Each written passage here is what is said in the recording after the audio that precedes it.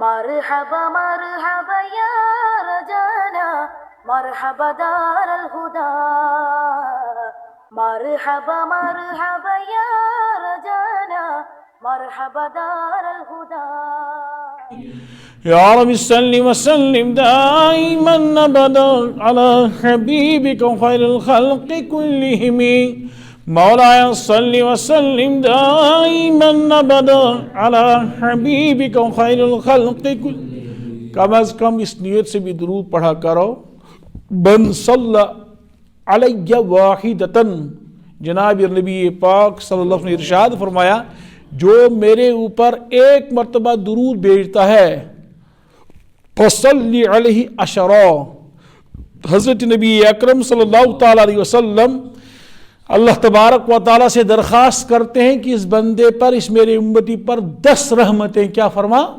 نازل فرما 10 رحمتوں کا نزول فرما پڑھا کرو خدا کے لیے. تو کل آپ حضرات کہاں پہنچے تھے وَيَا كُنْتُمْ جُنُوبًا فَاطَّهَّرُوا میں نے کیا عرض کیا تھا اس میں یہ مبالغے پر دلالت کرتا ہے. فَاطَّهَّرُوا کے معنی کامل درجے کی طہارت حاصل کرنا. کامل درجے کی طہارت کب پائی جائے گی جب سرا تا پاؤں سے سر تک یا یوں کہیے سر سے پاؤں تک پورے بدن تک کیا پہنچے گا پانی بہایا جائے گا. کہیں ایک بال کے برابر بھی کیا نہ رہے خشک نہ رہے سوکھا نہ رہے. سمجھ گئے.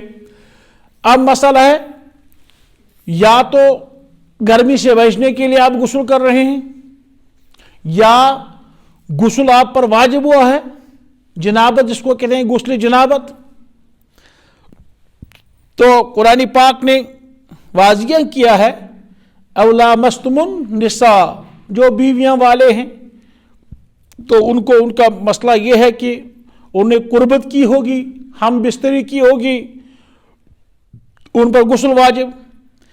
لیکن جو بیوی والے نہیں ہیں مثلا آپ میں سے کچھ لوگوں کی اس وقت ٹین ایج چل رہی ہے 13 سے لے کر کوئی 22-23 تک یہ زمانہ ہوتا ہے جس کو جناب رسول اکرم صلی اللہ تعالی علیہ وسلم نے ارشاد فرمایا الشباب شعبۃ من الجنون. کیا فرمایا انکل جی آپ کیوں ہاتھ کھا رہے ہیں کیا الشباب شعبۃ من الجنون یعنی جوانی پاگل پنے کی عمر ہوتی ہے.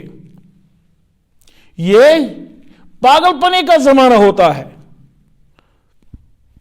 اس میں اگر کہیں کبھی گڑبڑ ہو گئی اور ایک اصول یاد رکھنا دن بھر جو آپ حضرات کریں گے نا رات بھر اسی کام کے ساتھ انہی کاموں کے ساتھ مشغول رہیں گے اور دن بھر جس کو یہ اس طرح کے وساوس آتے رہتے ہیں نا برے خیالات آتے رہتے ہیں نا تو رات کو انہی کاموں کے ساتھ ہوتا ہے.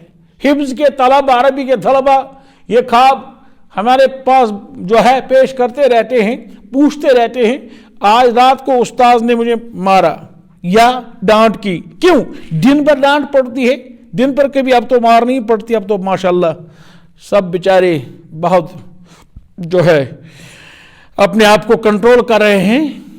آج IAS اور IPS KPS IPS افسر وہی آپ کو ملیں گے جنہوں نے اپنے زمانے اساتذہ سے خوب مار کھائی ہے. تو بہرحال اب تو بہرحال دوسری دنیا ہے اب مارنا بھی نہیں چاہیے سرکاری سطح پر بھی ممانعت ہے اور اب وہ طالب علم بھی نہ رہے تو سرکار کو یہ مجبوری ہے جو ہے یہ حکم یہ آرڈر جو ہے اجرا کرنے کی. تو بہرحال آئیے واپس اپنے موضوع پر. تو الشباب شعبۃ من الجنون جوانی پاگل پنے کا زمانہ ہے. ہمارے بزرگ پرانے اللہ تبارک تعالیٰ کر ان کو جنت نصیب فرمائے وہ بھی کیا فرماتے تھے جوانی گئی حیوانی جوانی گئی اس میں. تو اس طرح سے اگر خواب بد رات کے اوقات میں دیکھا یا دن میں قیلولہ کے دوران آپ نے دیکھا اس خواب بد سے کن لوگوں کی ذات معصوم ہے بتا سکتے ہیں کم چیمنش محفوظ. ہاں شیت اکشیت گئی عمر اما جی چاچا جی صرف نابالغ شاب بڑھ نابالغ اس کا گژھِ جنابت کیا کر رہے ہیں بھائی؟ آپ کے سننے والے بہت سارے ہیں. انبیاء علیہم کی ذات سے معصوم ہے. انبیاء علیہم خواب بد نہیں دیکھتے تھے. کون؟ حضرات انبیاء علیہم و تسلیمات. نبی کا یہ اعجاز ہوتا ہے کہ نبی کا خواب نبوت کا 40واں حصہ، بعض روایت میں کم زیادہ کبھی جو ہے ذکر آیا ہے، نبی کا خواب نبوت کا 40واں حصہ ہوتا ہے. نبی کو رات کے اوقات پہ جو دکھائی دیتا ہے وہ وہی کا ایک حصہ ہے. الیاذ باللہ خواب بد سے پیغمبر کی ذات مستثنا ہے، وراء الورا ہے، محفوظ ہے، بالکل معمون ہے. تو اگر خواب بد دیکھ لیا، اب ایک مسئلہ سمجھنے کا ہے. وہ کیا؟ خواب بد دیکھنے کے بعد صبح جب یہ اٹھا، خواب یاد ہے لیکن منی کا دبا کہیں دکھتا نہیں، دکھائی نہیں دیتا، کہیں دیکھنے میں نہیں آتا، غسل واجب نہیں ہے. خواب یاد ہے لیکن واجب نہیں ہوا ہے، خواب سے کچھ نہیں ہوگا. دوسری صورت، خواب یاد نہیں ہے لیکن منی کا دبا دکھتا ہے، غسل واجب. اور یہاں غسل سے پہلے پتلا پانی، بہت پتلا پانی، بس ایک آدھ قطرہ جو نکلتا ہے وہ مزی کہلاتا ہے، اس سے غسل واجب. مزی ہو، ودی ہو، ما خرج من السبیلین، دو راستوں سے جو کچھ نکلتا ہے اس سے بہرحال کیا وضو واجب ہو جاتا ہے. لیکن منی کا مسئلہ الگ سے ہے، تو اس کی وجہ سے غسل جنابت یعنی غسل واجب ہو جاتا ہے. آپ سمجھ گئے؟ آپ سمجھ گئے؟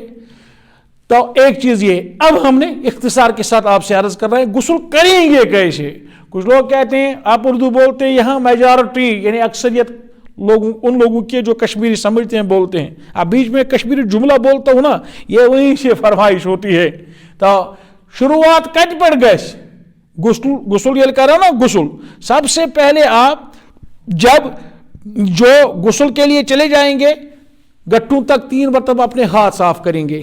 اس کے بعد سب سے پہلے سطر کی جگہ، جہاں یہ دبے، جہاں یہ داغ، جہاں یہ منی پھیلی ہوئی ہے، لگی ہوئی ہے، اس جگہ کو سب سے پہلے آپ کیا کریں گے؟ صاف کریں گے.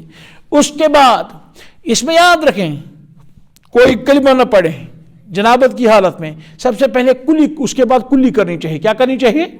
کلی کرنی چاہیے. کیا؟ کیونکہ شرعی طور پر ہمارا منہ بھی الیاذ باللہ اس میں ہوتا ہے، لہذا فوراً کلی کرنی چاہیے. کلی کرنے کے بعد جس طرح آپ عام وضو کرتے ہیں اسی طرح آپ وضو بنائیں گے. البتہ وضو میں بھی 2 چیزیں آتی تھی، ایک کلی کرنا، ایک نرم جگہ تک پانی چڑھانا. لیکن غسل میں آپ نے گرگرا بھی کرنا ہے، جس طرح ہم کرتے ہیں نا 3 مرتبہ. اور اس کے بعد جو نرم جگہ، یہ ہے نرم جگہ، یہ ہے نرم جگہ، اس کے بعد یہ سخت ہڈی شروع ہو جاتی ہے، یہاں تک آپ پانی چڑھائیں گے. جب پانی چڑھائیں گے تھوڑا اس پانی کو کھینچنا بھی ہے، جس طرح ہم سونگتے ہیں نا ایسے کھینچنا بھی ہے تھوڑا. تو نرم جگہ تک، نرم جگہ، یہ تو پوری نرم جگہ، یہاں سے سخت ہڈی شروع ہو جاتی ہے، یہاں تک پانی پہنچانا کیا ہے؟ فرض. کیا ہے؟ اس کے بعد دائیں طرف سے آپ دھونا شروع کریں گے، دشت پھک تراؤن گائے دائیں طرف سے. اس کے بعد بائیں طرف سے، اس لیے کہ سب سے پہلے آپ نے ناپاک جگہ سطر کی جگہ کو صاف کیا، پاک کیا. اس کے بعد سر سے آپ کیا کریں گے؟ سر دھونا شروع کریں گے. اس پہ ایک مسئلہ یاد رکھیے، کبھی آپ جامع مسجد چلے جاتے ہیں، اگر اس طرح کا عذر ہو، یہاں سے لوگوں کی بہت زیادہ گیدرنگ رہتی ہے، لوگوں کی بھیڑ بھاڑ رہتی ہے، اور یہ بھی آپ کو اندازہ ہے کہ خزانے میں پانی کم ہے، آنکھ گرائی فرض ایک مرتبہ، مگر یہ پانی کس طرح پہنچنا ہے؟ سمجھو جس طرح آپ تیل سے مالش کرتے ہیں نا، ملنا ہے، پورا بدن ملنا ہے، ملنا ہے. اس طرح سے آپ کو یقین ہو جائے گا کہ کہیں ایک بال بھی کیا نہیں رہا، خشک نہیں رہا، سوکھا نہیں رہا. ملنا جس طرح برابر چلو مالش کے یاد.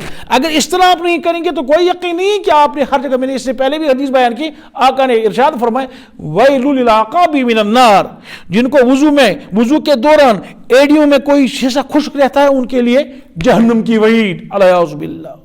تو پھر دائیں جانب سے، بائیں جانب سے. اب اس میں 3 فرائض آ گئے. نمبر 1 گرگرے کے ساتھ کلی. نمبر 2 نرم جگہ تک آپ تھوڑا سا کھینچیں گے پانی کو، جس طرح سونگتے اس طرح پانی اوپر تک، یہ سخت ہڈی تک پہنچنا چاہیے. اور پورے بدن پر، کیا پانی بہنا پورے بدن سراتا پا ایک بال کے برابر کہیں خشک نہ رہ پائے. ایک چیز اور اہم چیز یاد رکھیے جو مجھے شاید ترتیب کے اعتبار سے سب سے پہلے عرض کری تھی، اگر آپ نے نیت کی نا، نیت کی پاک ہونے کی، تو اس پر ثواب دیا جائے گا. اگر خدا نہ خواستہ آپ نے نیت نہیں کی، غسل ہو گیا، راک چور ہمسائے سن پت کرو کوکر ذبح، مرغا ذبح ہو گیا، ہاں ذبح ہو گیا، یہ اس کا گناہ الگ ہے. اگر آپ نے غسل کیا لیکن صاف اور پاک ہونے کی نیت نہیں کی، ثواب نہیں ملا، لیکن غسل تو ہو گیا. سب سے پہلے نیت کس کو کہتے ہیں؟ النیت قصد القلب، یعنی یہ زبان سے کہنا ضروری، دل میں ارادہ کرنا ہے کہ میں اس وقت میرا جسم جو ہے شرعی طور پر کیا ہے؟ ناپاک ہے، مجھے احتلام ہوا ہے، مجھ پر غسل واجب ہوا ہے، جیسے اس غسل کی وجہ سے میرا جسم ناپاک ہے. تو دل میں آپ نیت کریں گے میں اپنے جسم کو پاک کرنا چاہتا ہوں اللہ کی رضا کے لیے، اللہ تعالیٰ کی عبادت کے لیے، قرآن پڑھنے کے لیے، نماز پڑھنے کے لیے، کلمہ طیبہ پڑھنے کے لیے. ہاں، اس سے پہلے مجھے اس طرح نہیں پڑھنا چاہیے، ذکر اذکار بھی نہیں کرنا چاہیے جب تک نہ آدمی کلی کرے. آپ سمجھے؟ تو نیت، اس کے بعد 3 فرض لازمی طور پر. اور اگر کبھی یہ نوجوان لوگ جاتے ہیں لیکن وہاں بدقسمتی سے سطر وغیرہ کا لحاظ پاس نہیں رہتا ہے، کہیں نہر پر آپ چلے گئے، کہیں دریا پر آپ چلے گئے، وہاں آپ سطر کھولتے ہیں، وہ حرام ہے. سطر کھولنا صرف حالت اضطرار میں.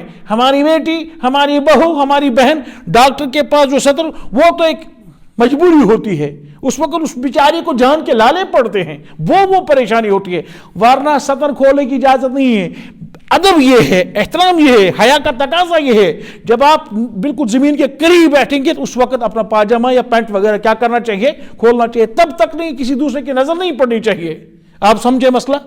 اور وہاں جو 1-2 مرتبہ آپ گوتا لگاتے ہیں، یاد رکھیں غسل تو ہو گیا، اس میں چونکہ اگر آپ نے صرف غسل ہی کیا، وضو نہیں کیا تو جب سراتا پاک چپے پر آپ نے پانی بہایا، وضو خود بخود اس کے ساتھ ہو گیا. لیکن طریقہ مستون یہ نہیں، مستون طریقہ یہ ہے، سب سے پہلے یاد رکھیے گا، آپ ناپاک جگہ کو، جہاں یہ منی، جہاں یہ نجاست، جہاں یہ ناپاکی لگی ہوئی ہے، اس کو پاک کریں گے. اس کو پاک کرنے کے بعد کلی کریں گے، برابر اس طرح وضو کرتے نارمل، اسی طرح وضو کریں گے. صرف کلی کرتے وقت تھوڑا گرگرا کرنا ہے، اور ناک میں پانی چڑھاتے وقت تھوڑا کھینچنا ہے، سونگنا ہے اوپر تک، نرم یہ سخت اڑی تک پہنچنا چاہیے. اس کے بعد پورے بدن پر، اگر بلا ترتیب آپ نے غسل کیا، یعنی آپ نے پہلے دائیں موڑے سے شروع کرنا ہے، پھر بائیں، یہ نہیں کیا، ساری سے شروع کیا، ٹھیک طرح سے دھویا. غسل جب بھی ہو گیا لیکن مستور طریقے کے خلاف ہے. یاد رہا تو اس کو قرآن مجید نے کہا فَطَّهَرُوا. آگے اسی آیت کریم میں مسئلہ ہے، اگر پانی پر آپ کو قدرت نہیں، پانی ہے لیکن پانی پر قدرت ہی نہیں ہے، پانی ہی معدوم ہے، یا پانی ہے لیکن آپ کو کسی ڈاکٹر نے، کسی ماہر مسلمان ڈاکٹر نے منع کیا کہ آپ یعنی پانی استعمال نہیں کر سکتے. یہ فارسی کا لفظ ہے، کشمیری لفظ نہیں ہے.